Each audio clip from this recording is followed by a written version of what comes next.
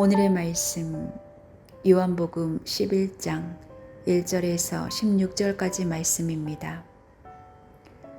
한 병자가 있었는데 그는 마리아와 그의 자매 마르다의 마을 베다니에 사는 나사로였다. 마리아는 주님께 향유를 붓고 자기의 머리털로 주님의 발을 씻은 여자요. 병든 나사로는 그의 오라버니이다.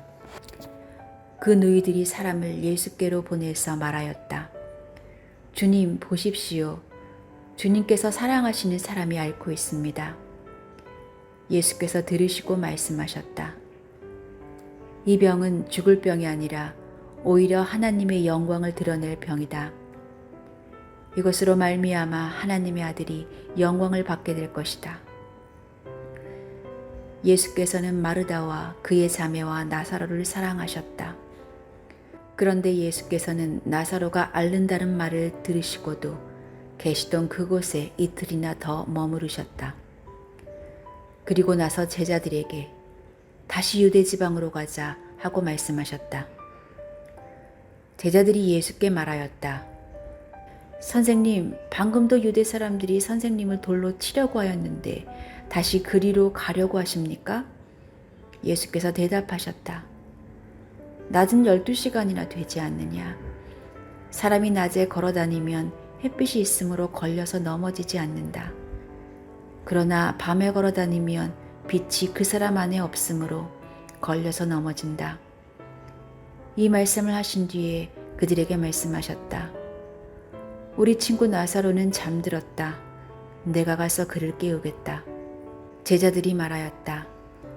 주님, 그가 잠들었으면 낫게 될 것입니다. 예수께서는 나사로가 죽었다는 뜻으로 말씀하셨는데 제자들은 그가 잠이 들어 쉰다고 말씀하시는 것으로 생각하였다. 이때 예수께서 그들에게 밝혀 말씀하셨다. 나사로는 죽었다. 내가 거기에 있지 않는 것이 너희를 위해서 도리어 잘된 일이므로 기쁘게 생각한다. 이 일로 말미암아 너희가 믿게 될 것이다. 그에게로 가자.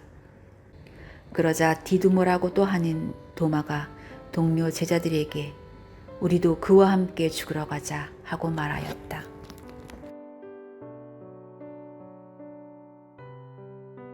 한 환자가 감기 몸살로 한참을 고생하다가 의사를 찾았습니다.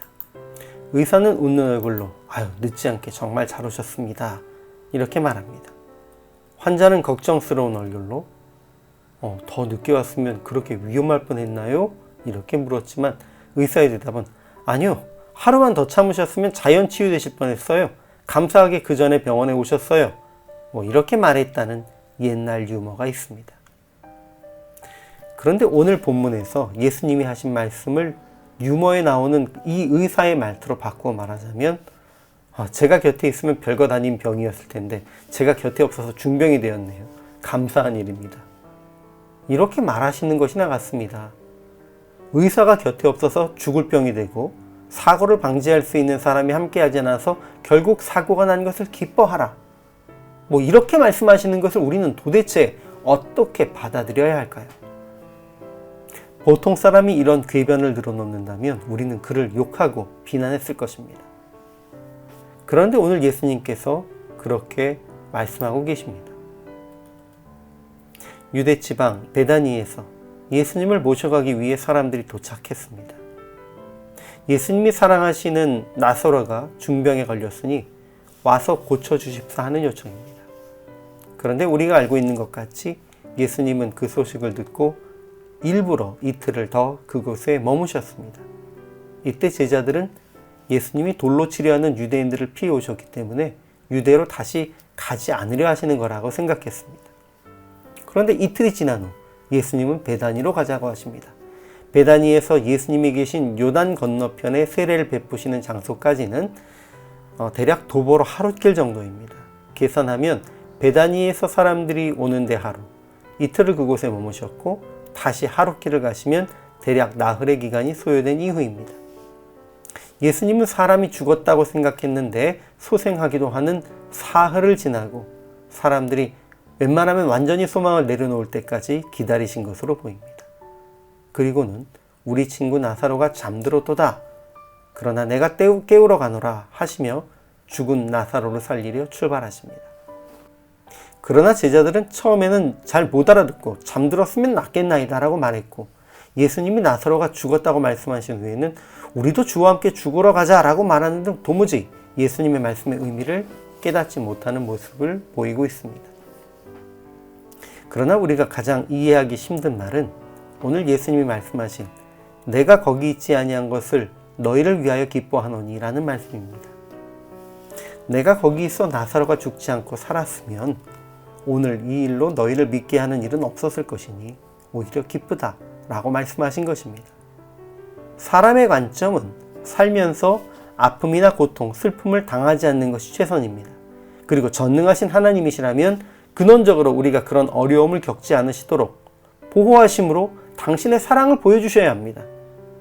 그러나 예수님은 관점이 다르다는 것을 분명하게 보여주십니다. 믿는 사람이라 할지라도 아픔, 고통, 슬픔을 다른 이들이 겪는 것과 같이 경험할 것이다. 그러나 기뻐하라. 이 어려움을 통해 하나님의 영광을 드러내고 많은 이들이 믿음을 얻게 될 것이다. 이것이 바로 예수님의 시각이고 하고자 하시는 말씀입니다. 주님이 언제나 동행하시고 처음부터 어려움을 겪지 않는 순탄한 삶을 살게 하심도 감사한 일입니다. 그러나 예수님은 오늘 나사로와 함께 계시지 않으므로 그가 죽었다 살아나는 기회를 얻게 되고 이로 말미암아 많은 사람들을 믿게 하며 부활에 대해 알릴 수 있는 기적을 행할 수 있게 하심을 기뻐하십니다. 사람으로서는 불행과 어려움을 당할 때 기뻐하는 것이 정말 어려운 일입니다.